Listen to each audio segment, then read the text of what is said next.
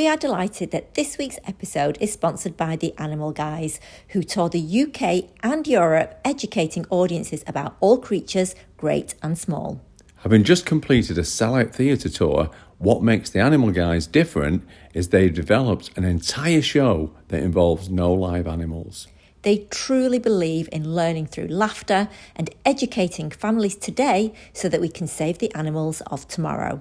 To find out more and for tickets to their tour, just Google The Animal Guys. Do you struggle with your mental health? Well, when you consider your brain isn't designed to make you happy, is it any wonder?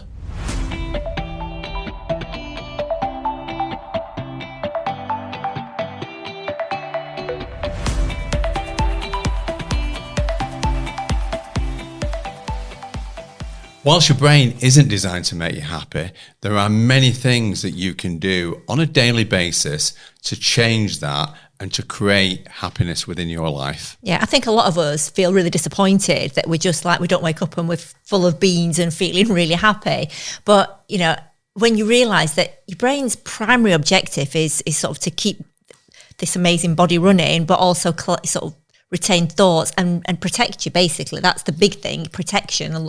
Then, simple terms, eBay, it's all about survival. It is. All our brain wants to do is keep us alive, and it will do that at any cost. And that any cost can sometimes backfire and really affect our mental health in a bad way. I like to use the analogy that having happiness is like having a TV, in that if you want to be happy, you have to do certain things to create that happiness. Just like if I watch TV and I want to laugh, then I've got to flick through the channels and find something that is going to make me feel good and make me laugh. And I think that's the same in life. We have to look for those things. We have to create those things.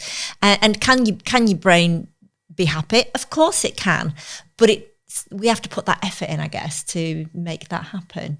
Yeah, absolutely. And I think that's really important, because I think a lot of people as well would look at you and say, oh, well, you just always seem happy. You're always happy, and they see you on TV sort of being happy and think that must be it, and you just never struggle and you never have difficulties.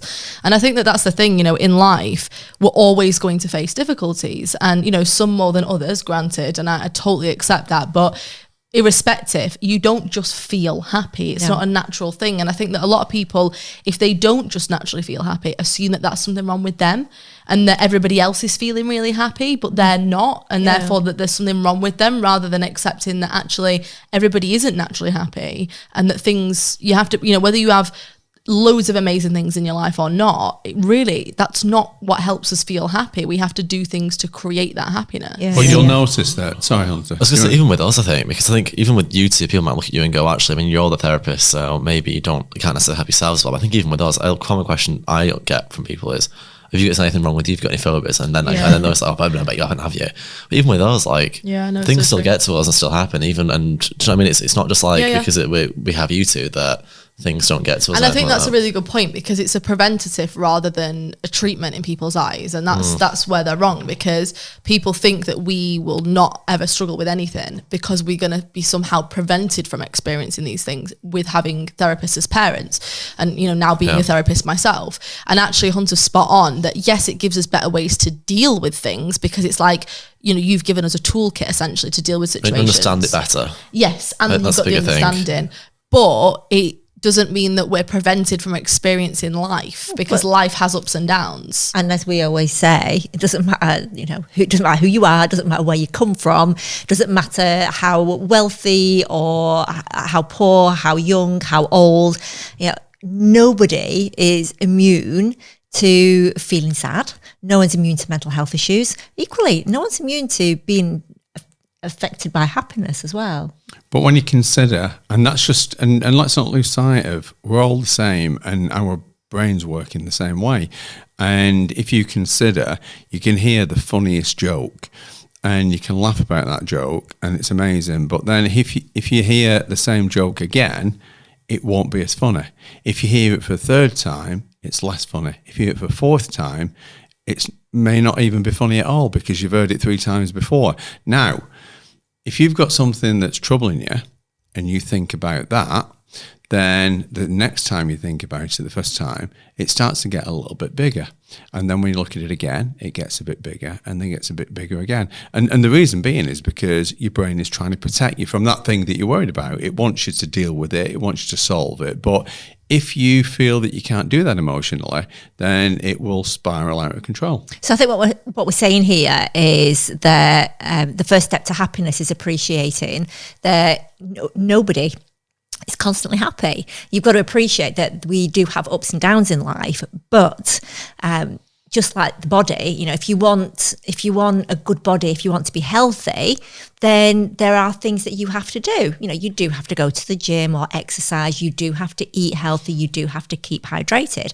And that's physical health and physical happiness. But when it comes to mental health and mental happiness, the same applies. You know, there are exercises and things that you have to do to create that. And it's really lovely to hear both you, yourself, Liv and Hunter, saying that, you know, of course you have ups and downs in life. Of course things go wrong for you as they do for us. But what's very lovely for us to hear is that you acknowledge this toolbox that you have, that you, because of what we've kind of shared and taught you, to help see things in a slightly better way. Yeah, and I think that one thing that we all do wrong is we put our happiness on external factors. So we think that we will be happy when we've achieved certain things or we've got certain things, and therefore we have a tendency to look at other people and assume they're happier than us because they've got things that we would like, or, you know, they've got things figured out that we've not yet figured out. And the truth is that that isn't the case. And I know we always hear this, you know, happiness comes from within, and it's true. You know, I always found it fascinating that, you know, a great podcast that I often listen to is Dax Shepard, who's an American actor, and his podcast where he interviews other celebrities, and the sort of celebrities on his podcast, you know, you're really high A-listers from the likes of, he's had like Hillary Clinton on there and Barack Obama, you know, to sort of actors, actresses, that he has on there. And the one thing that he always seems to come to with them, you know, people that we would look at and say, wow, their lives are amazing. You know, they've got everything. They can afford to spend anything they want to spend. They can go anywhere they want to go. There's nothing stopping them. And yet one thing that he always asks them is that when he always felt that once he got famous and he got to Hollywood and he did all that he'd be so happy because he'd achieved everything he wanted to achieve. And actually he felt even worse when he did get all those things, because he realized that he still wasn't happy, and he had everything that he thought would make him happy. And he was now kind of, well, I've got what I thought would make me happy. So now what? This is even worse. At least I had something to look forward to when I got there. Now I don't. Makes complete sense. And so this is something that he always asks people on his podcast, which is basically, you know, when you got all these things, did you feel happier? Or actually, how did you feel? And it's so interesting how every time I hear these people say, you know, different actors, different actresses all saying the same thing, which is actually, no, like I didn't feel any happier. I got that. And then it was, well, the sort of, I think what happens is when you get those things that you always thought would make you happy, the problems and things that were preventing your happiness actually rear their heads. Because, you know, if you've got low self-esteem, you can have all those things, but you still don't like yourself. And, you know, if you've got traumas you've not dealt with, you can have all those things, but you still have those traumas. Or problematic family members. Exactly. And so, you know, it doesn't, material things and things we put on our happiness actually don't give us happiness when we have them. It's looking at kind of our mental health and, you know, like you said, all our brains work the same, and what is preventing our happiness day to day, and what things can we do to boost that happiness. It's not the things we think it is. I think one of the happiest people I ever met in my life was your dad, Nick. He seemed just always happy. You know, my dad found for me the secret of eternal happiness, and I think that his key for that was, instead of this statement that we all use, I'll be happy when, and, you know, fill in the blanks at the end of that sentence. But, you know, when I get that new job, when I get that house, when I get out of this relationship that I'm in, when I get into a newer relationship. But saying I'll be happy when paralyzes you. And because, and especially if, you know, if you're in a situation where that when is outside of your control. If it's in your control, then that's fine. But if it's outside of your control, then that really puts you in a poor state. However, my dad had the mindset of I'm happy now, and every day, and, you know, and it comes down. We'll talk to us about one of the aspects of being able to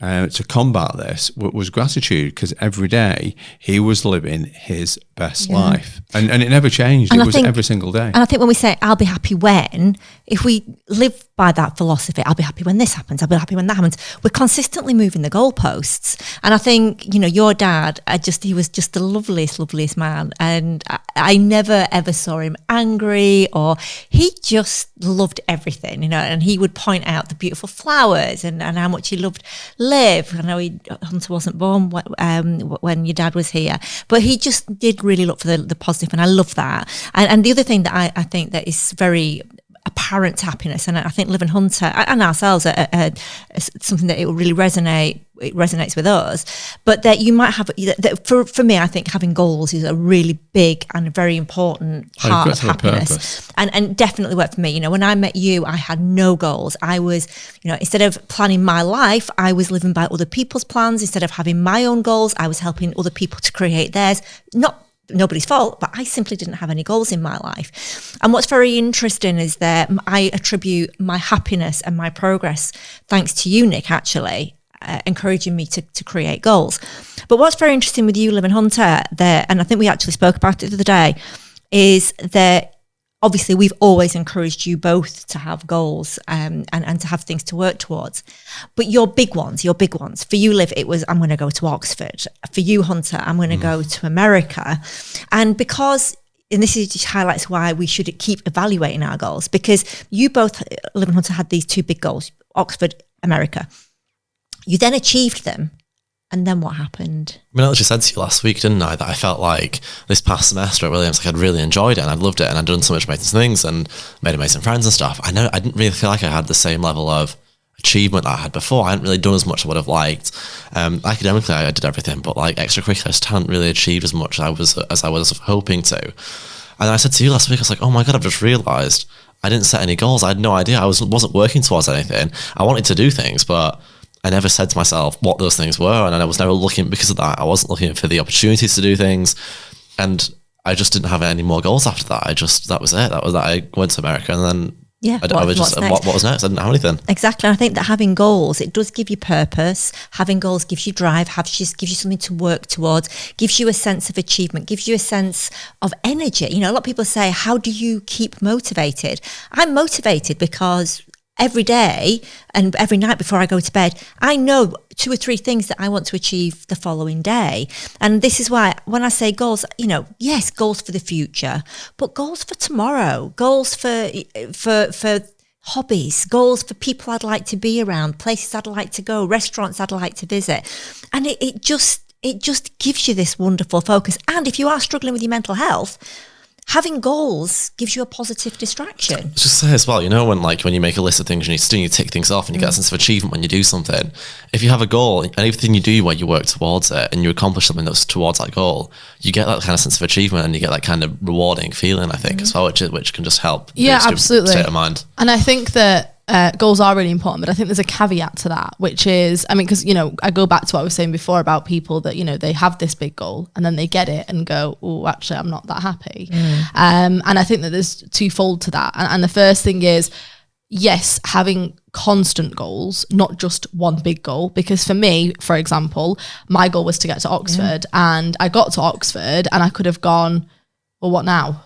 Like, what do I do now? What do I do after that? And then that actually can make you feel worse in a way, because it's like if you put everything on one thing and then you get that one thing, which is, as I was saying before, the scenario with all these, you know, famous Hollywood actors and stuff, then it's like, well, I've got it now, what do I do?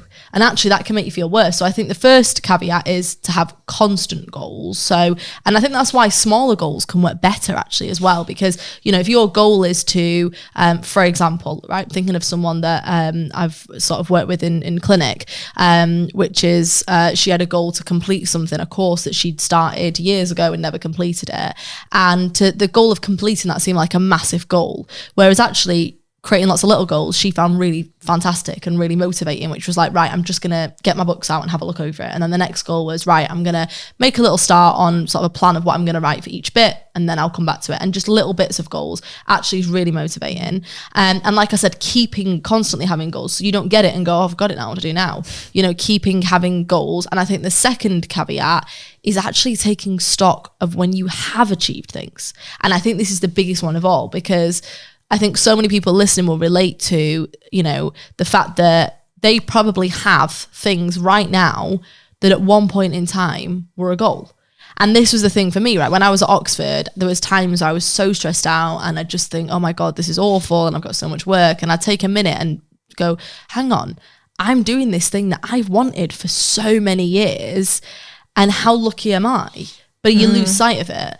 And again, it's, you know, going back to Hollywood A-listers, they get the job and it's like, I've got it now, what now? Well, it's taking stock and going, I've got it now, and this is what I've always wanted, and how lucky am I, and how incredible, and I want to enjoy it because this is something that I've always built towards. And I think taking stock of what's come that you've just forgotten about now, because once you got it, you move on to the next thing, is really important. And B, when you actually are experiencing those things, to make the most of it and enjoy it, because it was so important to you, and not forget how much you wanted that thing. And I think that's exactly what my dad did. He enjoyed the journey. It wasn't just the goal, it was the journey for him, and he just loved life. Yeah.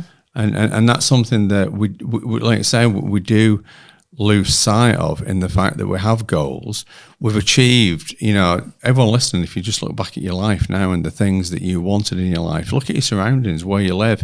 You know, if you're listening to this in your car, look at your car. There'd be a point where you were like, oh, I really want, if I'll be so happy if I get this car. And you might be in that car listening to this podcast right now, and you've just take it for granted, and where you live you take for granted. So it is looking at that journey. I think keeping an achievement book or some sort of achievement, even on your notes on your phone, is such a great exercise, because then you've actually got something to prove and show just the things that you've achieved. And it's funny that you were saying there, Nick, about sort of achievements, and we take them for granted. I know that, you know, I was up until I was 17, the big focus for me was I just wanted to learn to drive. It was just like one of my biggest dreams. It literally felt like I would suddenly grow wings. I was so excited about driving, and passed my test first time and absolutely loved it. And I would drive and just feel great. Now I just jump in the car and I drive. And sometimes I have to stop myself, and I do this. And I just think back to when, just before I was 17, and how desperately I wanted to drive. And then I'm thinking, oh, wow, I'm driving and it's really good. But we let these things, they just become the norm, don't they? Just think about the label that you put on that. Yeah. If I pass my driving test, this will change everything. I grew wings. Everything. Yeah. And yet you can just take it for granted. What's interesting is that so many people, when they're setting goals, they create vision boards, which is a great idea, because you can look at it every day and you can see those things that you want to move towards. But just while I've been talking now, I've not thought about, what about creating a vision board of the past, not just the future, but one of the past, and photographs of all those things that you've achieved? Because if you have those two boards together and you look at what you want, then, you know, we all get that niggle. I don't know if I can do that. But then you can look back at the things that you've done and you go, hold on a minute, I never thought I could do this. Yeah, and having those two boards together. Yeah. And that's a really nice idea. Like, so you're still pushing forward and doing all the things that you want to achieve, but still taking stock and appreciating what you've actually done. Yeah. I think the combination is really key. Yeah. And putting the two together. Yeah, it's a really lovely idea, actually, that, Nick. I do quite like the thought of that, because all of us as individuals throughout our lives, and it's not just what you've achieved as in, you know, passing a driving test, but also things that you've experienced. You know, like I know, Hunter, you were saying about, you know, since you started at Williams, you've been skiing, for example. I mean, when did you ever think you could just jump on a bus and that's true, actually. And I always wanted to do that, and then because it was so normal whilst I was there, I just kind of forgot that it was like a commodity, I guess. Yeah. I mean, I feel like that. It's funny because I was literally only talking to someone yesterday and saying about how, you know, this year, and you think about what I've achieved this year, and it's funny how we can look at things and go, oh, what have I actually done this year? And then you look and actually really consider it and think, oh my God, I've done so much stuff. Yeah. You know, I mean, even just for me, like the amount of solo travel I've done this year, and it's like, sort of give it 3 months after I come back from it, and it's like, I don't see it as a big thing anymore. But it was massive, Yeah. you know? Yeah. And it's funny how, like, you know, same with you. I was saying, like, the first time I got the first flight to the US alone or back, it was such a big deal. I was going to the airport for the first time internationally. And then now it's just do it. Just do it. Plane It's just like, it's not a big deal. Literally, it's just, And I think as well, I know I've spoke about this before on our podcast, but we compare ourselves to others. And if it's something that other people can just do, we go, well, it's not that impressive because other people can just do it anyway. And I remember working with someone in therapy who, she had a problem for 45 years. She'd never ever, been able to do something that she wanted to do that, you know, seems so simple to us as a daily task. And that lady, after I spoke to her, has done it. And she said, oh, but it's not a big deal. I know it's been 45 years, but everybody can do that every day. So it's not a big deal. What?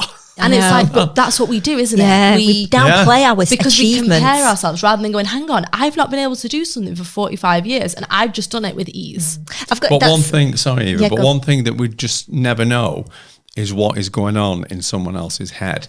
And you can look, right? So someone can post photographs on Instagram, for example, of them going away on their own for the first time. And you can look at that and think, oh, I wish I could do that. You've no idea the anxiety that they had to overcome.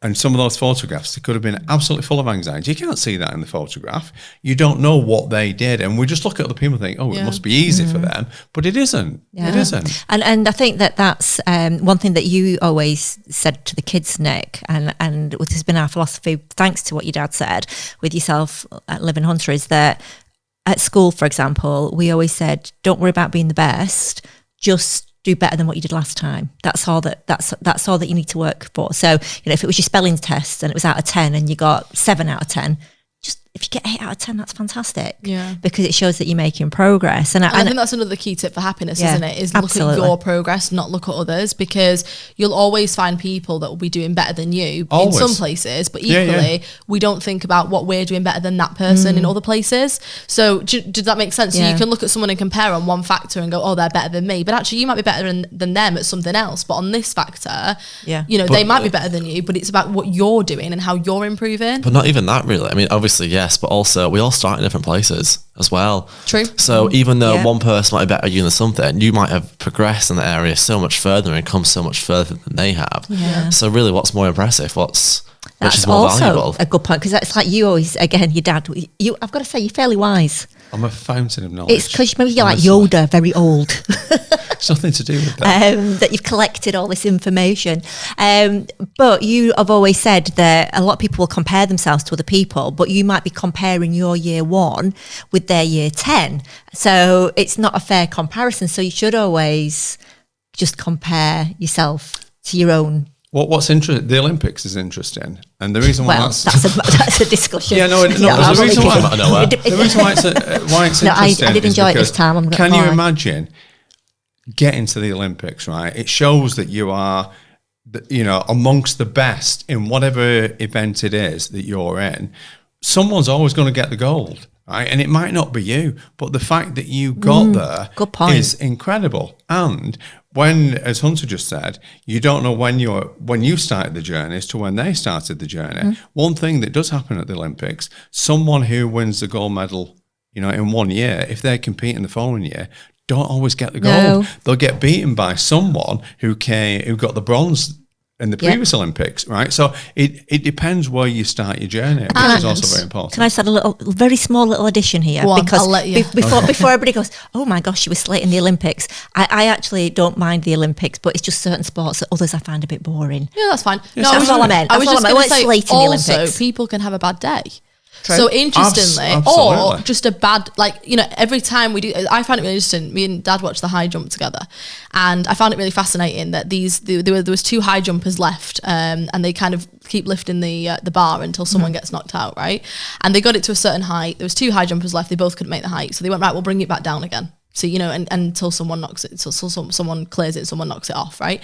They started bringing it down. They're bringing it down to heights that they've both cleared. and suddenly they can't clear it. The same jumpers. But Interesting. sometimes you just have a bad jump. Well, and the reason for that is that they'd already cleared that height, and then it was now lower than the height that they cleared. But now there was more stress because it was just down to them too. But that's my And- point. It can even be someone's having a bad day, someone's having a better day, someone wasn't concentrating. Like, we can't compare ourselves on just certain performance. One day's performance. And Hunter said before about comparing your sort of day one to someone else's, further down the line. But not only that, but there's another element as well, which I've just considered, which is what have we got going on in our lives compared to other people? Because it might be the person that you're comparing to doesn't have all the responsibilities, stresses and commitments that you've got. True. And maybe you're achieving what you're achieving with all those extra things. So you're and still actually, there. so you're like a megastar. So Exactly. Another component here, sort of, as we're talking, that really stands out in my mind of things that might steal our happiness or that affect our mental health, both in a good way or in a bad way,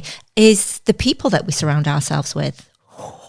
That's a good topic. Yeah, isn't it? because, if we're around people who, if we look at our peer group, and if we are sort of achieving the most in our peer group, then what we will want to do is play down our achievements because we don't want them other people to feel bad. Yeah. Which does happen.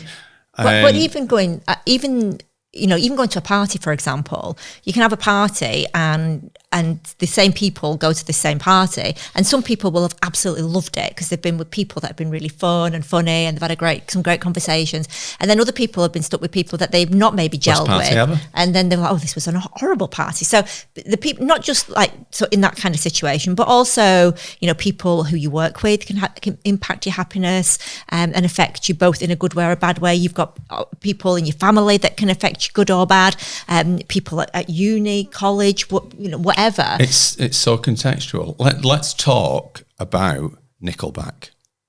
Oh, We've not done that for a while. That's a big one. Controversial. Yeah, it's controversial. out. Let's talk about Nickelback. Why? How many times have we seen Nickelback?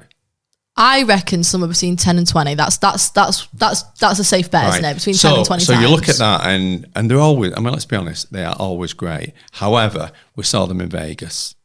It was another level. They were amazing. But one of the most controversial bands of all time because some people just don't like them. They're the most hated band on the planet. And yet their music is fantastic. But it's all difference of opinion, isn't it? Right? And so we can look at it and go, even the best can be even better. But the reason why I brought Nickelback into the Yes, conversation please tell. was the fact that when we saw them in Vegas, it was another level. But was it the fact that they played better or Chad sang better than ever before, or was it just because of the crowd? Or was it our interpretation because we were happy to be in Vegas? So there's so many factors, isn't there? And that is it. That's the same with happiness and mental health and positive mental health. There are numerous factors, and the people that you surround yourself with have a big impact. So you might have people in your life who are very negative, and therefore make you feel negative because all they talk about is what's going wrong. You might have some people that have very low self-esteem and inadvertently make you feel bad because they feel bad. They sort of nitpick, so that can have an effect on you as well. People at work, the people that we can't choose, I guess, are family members, people that we work with, and neighbours.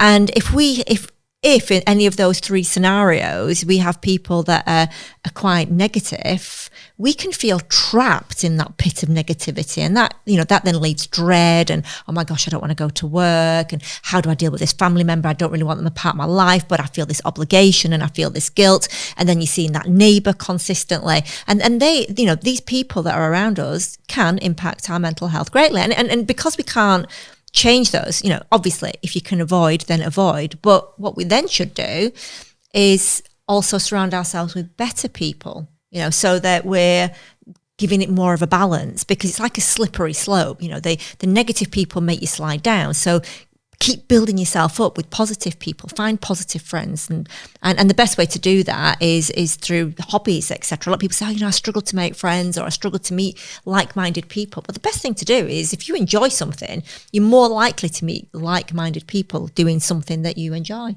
Here's a question then. So you're saying basically life can be like snakes and ladders. I guess, is it? Yeah, but do you know what? Whenever you played snakes and ladders, you always got to the end, didn't you? You always started off. You always finished in a better position than when you started. I loved Snakes and Ladders when I was a kid. I like, nowadays there's all these newfangled games and that are really like snazzy and you can play. Yeah. And whereas when I was a kid, I had Snakes and Ladders and Ludo and Monopoly, Scrabble. That Ludo it. was great. See, I think Snakes and Ladders. Now you've said that, it's really exciting me. I want a game of Snakes and Ladders. Yeah, Not played it in but years. now I've brought that up. I feel pretty bad. Why were the snakes singled out to be the bad guys? Why wasn't it Slides and Ladders? That would have been more equitable, wouldn't it, really? Because slides and ladders are more like the same sort of items. Yes, exactly. It doesn't have the same ring though, does it? No, it doesn't. No, but It why, doesn't, but it's a good point. bring snakes into it? Because you and make climb them up a the bad ladder. guy? You climb up a ladder, but you don't slide down a snake. But you do slide down a slide. Do you know what I mean? It doesn't really make sense when you think about it. I like have you got I was some gonna say, words? I like that analogy because there's people along the way that'll bring you down, some that'll help you up, and in the end you always get to the end. But equally, but I think what the analogy of that is when you land on a snake, you're like, oh, I wish that hadn't happened. But in your life, I think you put up with people that drag you down more than you should. Whereas in the game, is you don't. Do you see what I'm trying to say? I do, but I think what I love, again, just using you as your story, Hunter, I love how, when you first started uni and you were around people that, me and your dad sort of said there's no bad people in the world, just bad circumstances create bad behaviours. However, when you first started at uni, you sort of were around people that they weren't very sort of hard workers, they weren't very academic, they were quite negative, just about others. They weren't supportive of me or very caring, really. Yeah. And we, using the Snakes and Ladders analogy there and scenario, your dad and I could see a slip in your positivity, in your motivation, in your happiness. And then obviously when you came home and we sort of spoke to you and sort of helped you to realise that actually you need to go and find a ladder to climb instead of that snake was no good for you, and you moved over and you found better people. You've now found people that what a change in you, in your attitude. Even just when you brought them up, thinking about them makes me happy, and it's such a massive change in the way I see the world and just everything because of those people. Like, at university, it's a completely different experience. Like my first semester, I enjoyed it, but it was tough. It was okay, and then last semester it was just a completely different experience. It was on a whole new level for me because of those people. Yeah, it is. Do you not true. think as well what's good about that snakes and ladders analogy is the fact that and that's this is where we go wrong, which is that when you look at the snakes and ladders board, right, when you roll the dice and you land on a snake, you feel gutted, right? You go like, oh God, I wish I hadn't landed on that.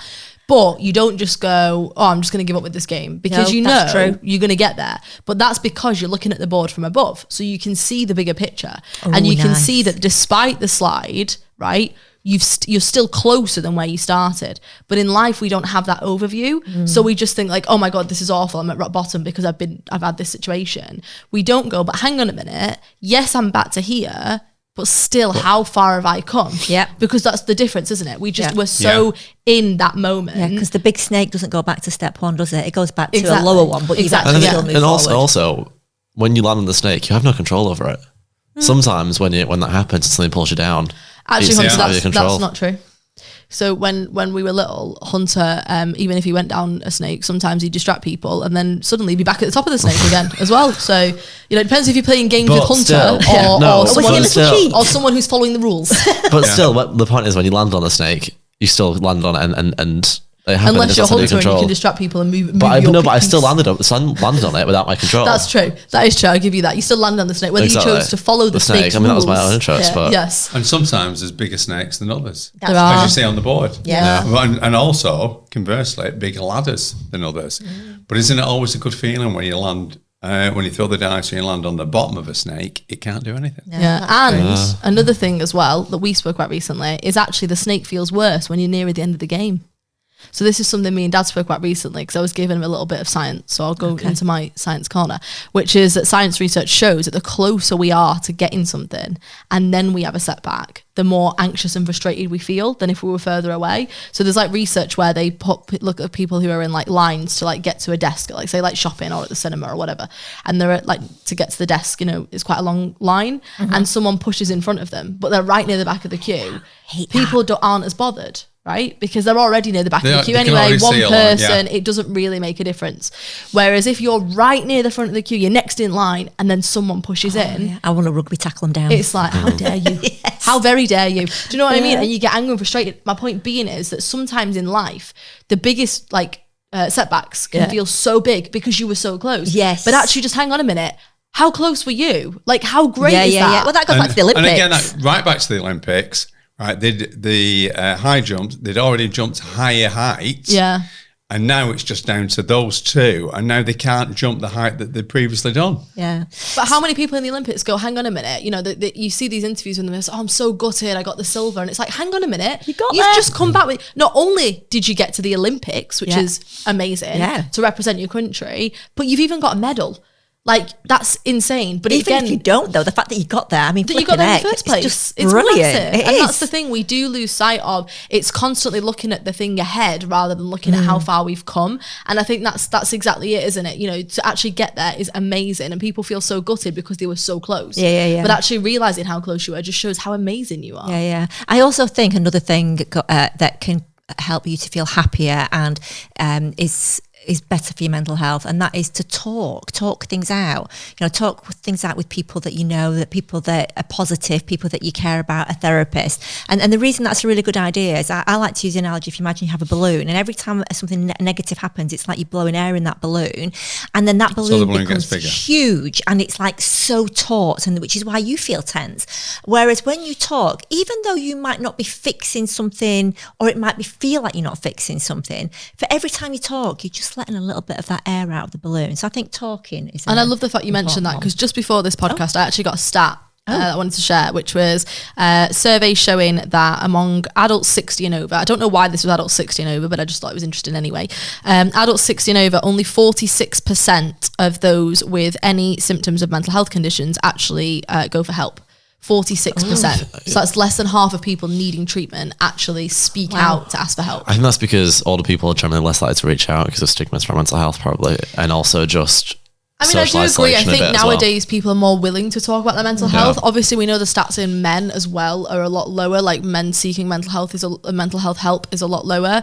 But I just think on the whole, if you're struggling, you know, why not speak out? And even if it doesn't, you know, it doesn't have to be a therapist, but speaking to people. I think as well, you know, there's so much research out there that shows that we often expect people's responses to be far worse than they are. People are willing to listen to us, and they're not going to judge. And, you know, we always think, oh, I'm going to get so judged and it's going to be awful and I can't share how I'm feeling. But we lose sight of the fact that so many of the people are feeling the same way. And even if they don't have the same thing as you, they can go, oh, well, actually, I've had this, and they can relate in another way.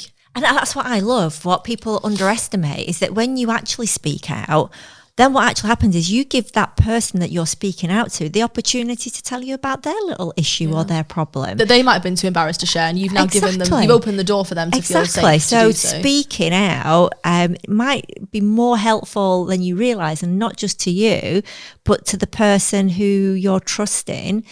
That I want to talk to you about my issue. Yeah. So I think that I'd love for everybody to throw in some little points of, I think this is a great episode about happiness, about better mental health, anything at all. Everybody throw in, what have we got that we'd like to share? How we can improve our mental health? Well, step one has always got to be, just know that you're normal. There is not one feeling or one emotion that you might have right now or have had in the past that no one else has ever had. Mm-hmm. We all have the same emotions. So realize that you are normal. Start with that. Anybody? I think realizing what you're consuming and taking in, right? I think this is a massive one that I've noticed in myself fairly recently, which is, you know, there's been a lot of things in the news that have been quite heavy in recent time. And I think that I've certainly found that that's been something that affects my mental health. Great point. Because I think that we do have this bias that we view that the things that we're seeing, hearing, consuming are happening everywhere. And I think that we assume that that is the norm, right? We're taking that in. And the thing is, you know, as bad as it is, whether we know about it or we don't know about it, it's sadly still happening. And don't get me wrong, it's good to educate ourselves on things so that we can make a stand for things that are wrong and that sort of thing. But I'm talking about just generally protecting our own mental health.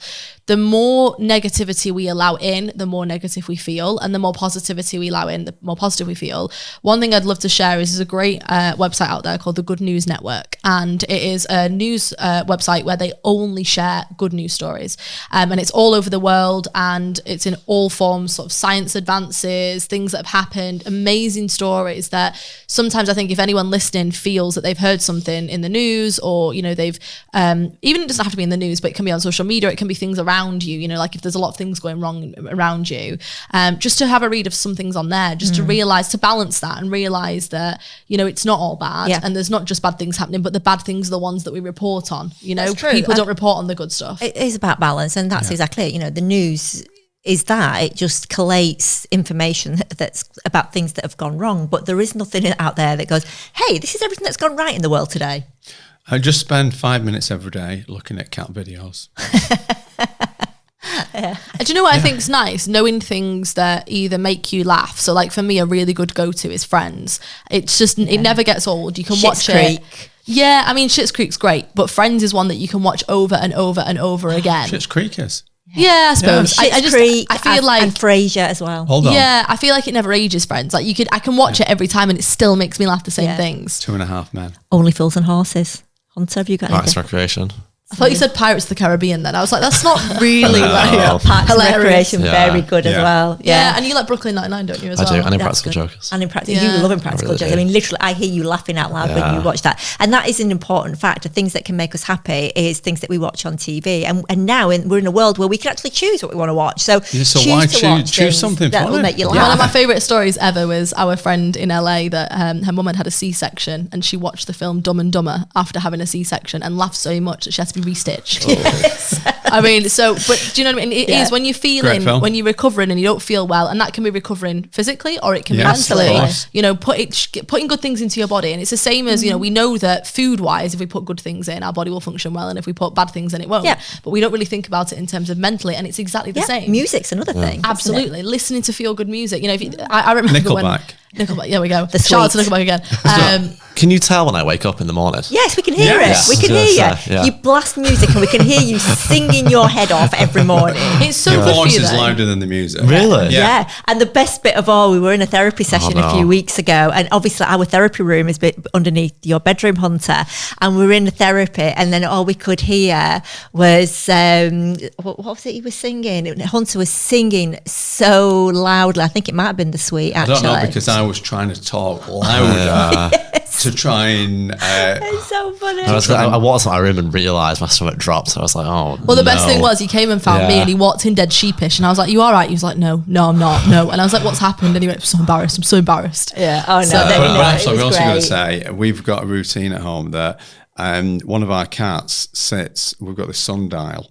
and he sits on the sundial waiting for us to let him in the door. And we look out of our bedroom window and see him. And Can we just say he does have a cat flap? We don't leave him outside.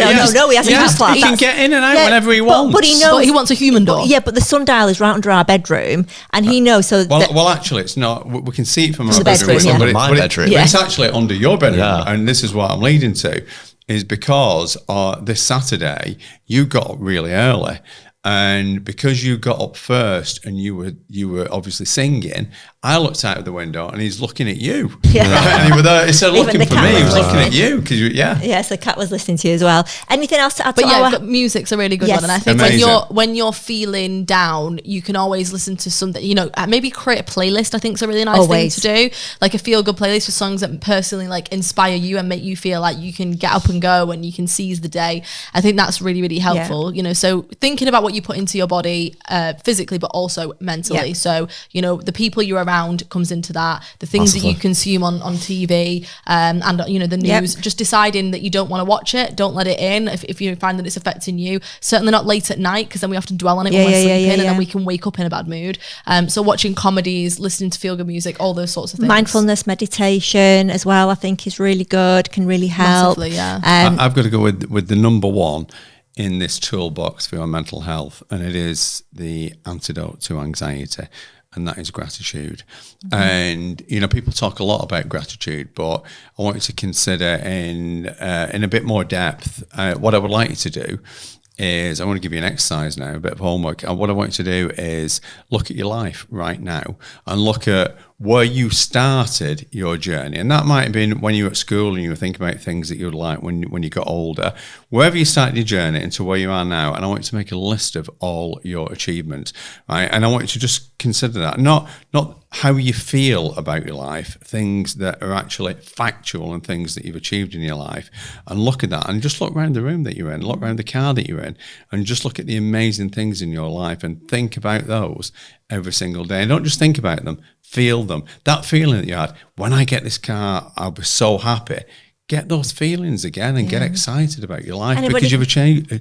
I've not finished yet because I know that you've all achieved some amazing things. Yeah, sorry. But honestly, you did a breath. Yeah, so but when you breathe, can you try not to breathe? Then I know you've not finished. Eva, honestly, when you think about that, everyone listening to this podcast right now, you've achieved the most remarkable things in your life, and you've just forgotten them, or you take them for granted, or you were told not to make a big deal. Don't make other, don't brag because it makes other people feel bad. Absolute rubbish. Brag to yourself, right? Look at your life, look at the amazing things that you've done, and start bragging to yourself, because there's nothing better than realizing how amazing you are. So what you're saying is that people should blow their trumpets. Yeah, you've got to blow your own trumpet, but gratitude, it is the antidote to anxiety, without question. So if your trumpet has been in a cupboard, get it out, give it a polish, get the dust blow it hard. Kids, anything else to add before we conclude? I think everything I think we've thrown some great stuff out today. I think I'm just going to finalise on realising that you are normal and that you aren't doing as bad as you think. Like, honestly, every single person, and I'm sure you two will say the same, that sits in front of me in a clinic thinks that they are really struggling, that they are worse than anybody else that's struggling with what they're struggling with, and that they're coping so badly. And every single one, I kind of want to say to them, you're not doing as bad as you think. You're doing incredibly. Like, even just getting through each day is amazing with some of the things that people deal with, and really acknowledging how well you're doing compared to you and compared to what you're going through, because nobody else is going through the things that you're going through, has your backstory, has, had your life. So you cannot compare yourself to anyone else. And I think it's so overwhelming and feels so horrible when you think that you're doing so badly. So realizing that actually you're not. And just realise it's on. So just realising one other thing, you've no idea how many people out there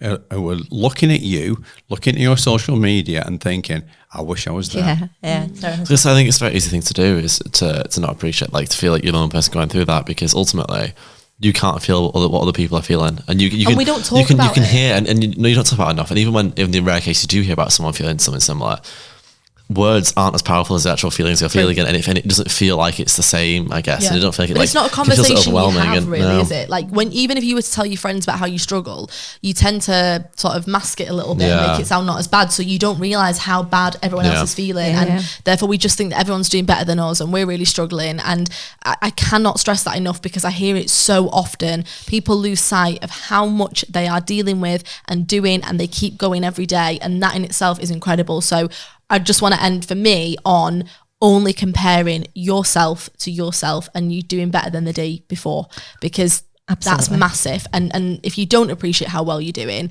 you're always going to feel like you're struggling, when actually realising and taking stock of everything you are doing can help you to feel so much better about yourself and how you keep going. I've got one last thing. Talking about appreciating the now, because if you think about it, you feel anxious about your future. You can feel anxious about or have guilt or regrets and negative emotions about your past. Whereas the solution to everything is living right in the now. And that's not an easy thing to do for a lot of people, living in the now. But I'll give you a tip that might help. What I want you to do is just look at the 2-day rule. So you consider the most you can look at in the future. You can make goals for longer than that, but don't look beyond 2 days in the future. Don't look beyond 2 days in the past. And if you do that, what you're doing, instead of having this massive thing to consider, you're condensing it, and you've only got 4 days at the most to think about. And honestly, when you do that, it changes a lot of things. And finally, the only thing that I would like to just add extra to everything we've discussed today is affirmations, because I think that we consistently play negative messages in our own head. We have this negative narrative that comes over in our voice. I'm not good enough and I can't do that and I'll never be able to. So again, going back to balance, then practice positive affirmations, even if you don't actually believe it. If you don't believe it, it doesn't matter, because even just saying it, you are starting to make an inroad, the smallest little indentation into creating a new neural pathway. So repeat whatever that might be, that only good things happen to me, or, I'm fit, I'm healthy, and I'm happy, whatever it is, something that's positive, and decide, not I'll be happy when, but I'll be happy now. And I'm happy because of the things that I've achieved and the fact that I'm here today. And we really appreciate you, and we're really happy. And you guys make us happy for listening to our podcast, for the messages that we receive, for the lovely feedback that we've been getting about our handbook to happiness. And it really makes us happy to know that our happiness handbook is helping you. So if you enjoyed today's episode, do please give us a like, share and a follow, and come back next week for more. Thanks so much for joining us. Wherever you're listening to this podcast today, do be sure to like, follow, subscribe, and we'd be incredibly grateful of a 5-star review. Oh, and don't forget to recommend our podcast to your family and friends. And if you'd like to have a look at some more free resources, take a look at our website, nickandeva.com. If you want to drop us a question, we'd love to hear from you. Send it to admin@speakman.tv. And you can follow us. We're at the Speakmans on all social media platforms. On YouTube, we're Handbook to Happiness Pod. If you are struggling, do be sure to speak to your general practitioner. And all that's left to say is that we appreciate you spending time with us today.